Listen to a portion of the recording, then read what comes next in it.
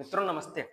मित्रों, आजकल के दैनिक जीवन में आपने कभी-कभी ये देखा होगा कि अचानक से कोई व्यक्ति बहुत ज़्यादा चीख पड़ता है, बहुत ज़्यादा चिल्ला देता है। अचानक से व्यक्ति बहुत ज़्यादा रोने लगता है, एकदम भगा के रोने लगता है।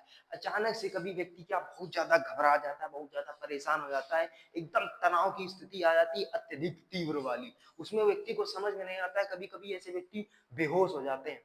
आइए इनके पीछे का कारण जानते हैं कि ये क्यों होता है। इस तरीके की चीज़ों को क्या कहते हैं? इसको कहते हैं PTSD, post traumatic stress disorder, उत्तर आघातीय प्रतिबल विकृति। आइए इसके विषय में जानते हैं। देखिए, पोस्ट ट्रॉमेटिक स्ट्रेस डिसऑर्डर इसमें होता क्या है, एक ऐसी घटना जिसको याद करने पर या जिसकी चर्चा करने पर या जिसका अगर स्वप्न देख लेते हैं तो ऐसे में क्या होता है, ऐसे में व्यक्ति बिल्कुल ही अपना आपा खो देता है। उसके ऊपर जो आघात उस घटना का पड़ा होता है वो बहुत ही नकारात्मक प्रभाव पड़ा होता है।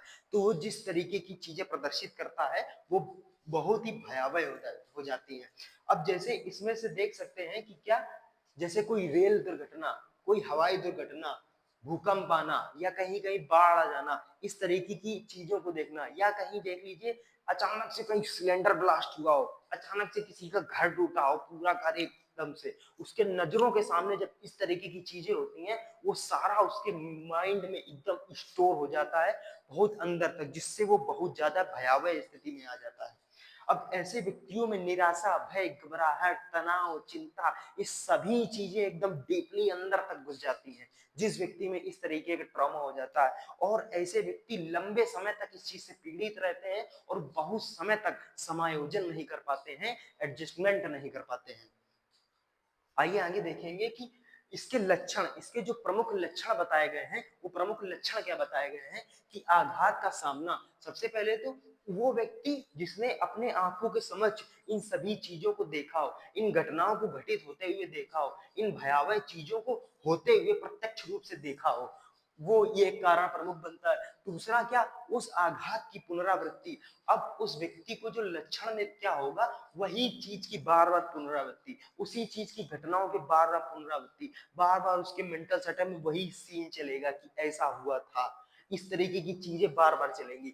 आघात संबंधी कारकों का परिहार, फिर जो व्यक्ति उन चीजों से घबराया हुआ होता है वो उन चीजों से बचने का प्रयास प्रारंभ कर देता है, वो उन चीजों से दूरी बनाना शुरू कर देता है, वो उन चीजों से कटने लगता है, वो उन चीजों से साइड होने लगता है, वो बहुत बचने का प्रयास किया करता है, क्योंकि वो जानता है कि अगर इसके समक्ष आए तो उसको किस तरीके के रिएक्शंस हो सकते हैं।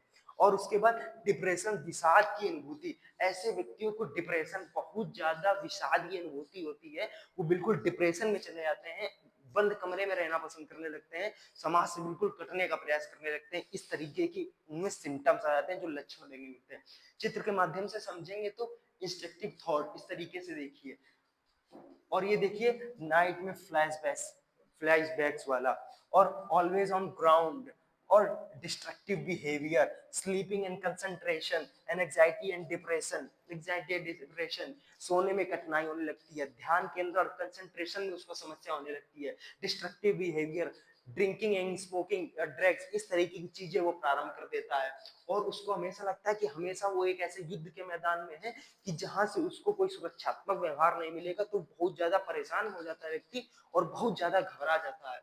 और नाइट में अधिकतर जब वो लेटता है तो उस चीज के फ्लैशबैक, उस चीज की घटना का पूरा घटनाक्रम उसके आंखों के समक्ष, उसके मस्तिष्क में बार बार चला करते हैं। इस तरीके की चीजें हो जाती हैं। इंस्ट्रक्टिव थॉट, एकदम से वो पहचान भी नहीं पाता है कि इस तरीके की चीज अचानक से होता है, बहुत अचानक से तीव्रता के साथ ये चीजें आती हैं। इसी चीज को बोलते हैं PTSD, post traumatic stress disorder.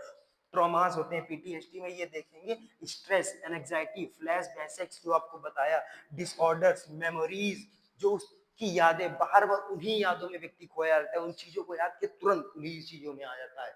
Next slide में देखेंगे, इसका कारण देखेंगे कि इसके कारण क्या क्या होते हैं।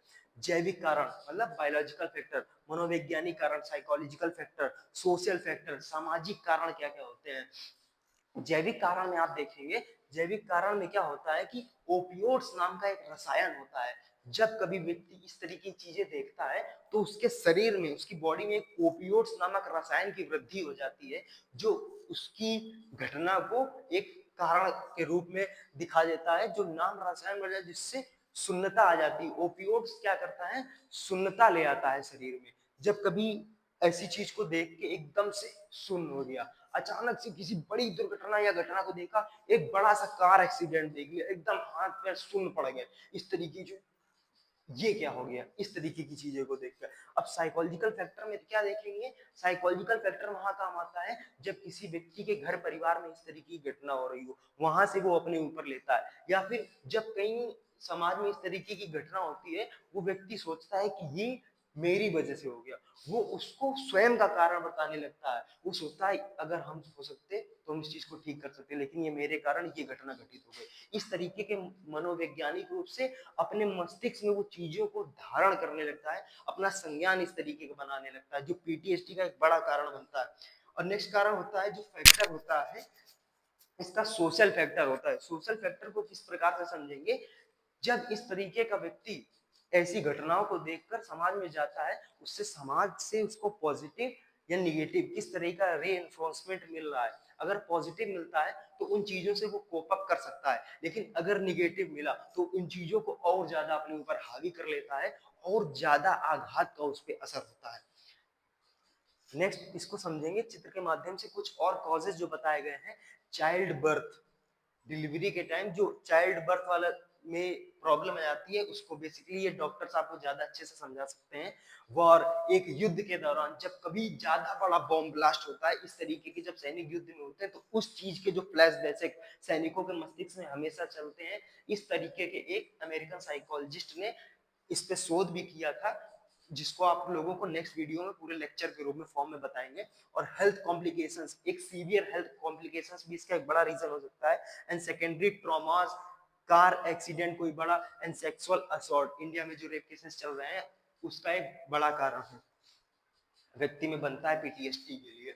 अब इसके जो ट्रीटमेंट होता है, अब कारण के बाद जब बारी आती है निवारण की, इस चीज का निवारण क्या हो सकता है, ट्रीटमेंट एंड प्रिवेंशन, बचाव क्या क्या हो सकते हैं।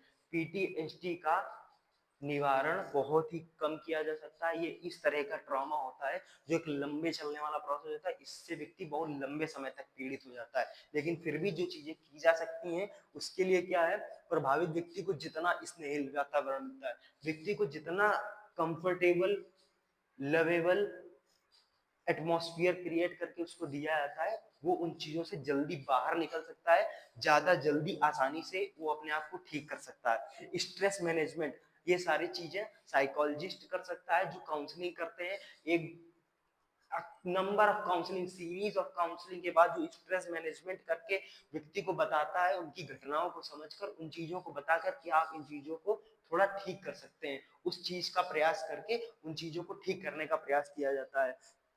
नेक्स्ट स्लाइड में देखेंगे कि दवाओं के उपयोग से, एंटी डिप्रेसेंट टैबलेट्स भी उन लोगों को प्रिस्क्राइब की जाती हैं जो कि साइकाइट्रिस्ट कर सकते हैं, साइकोलॉजिस्ट कर नहीं सकते हैं।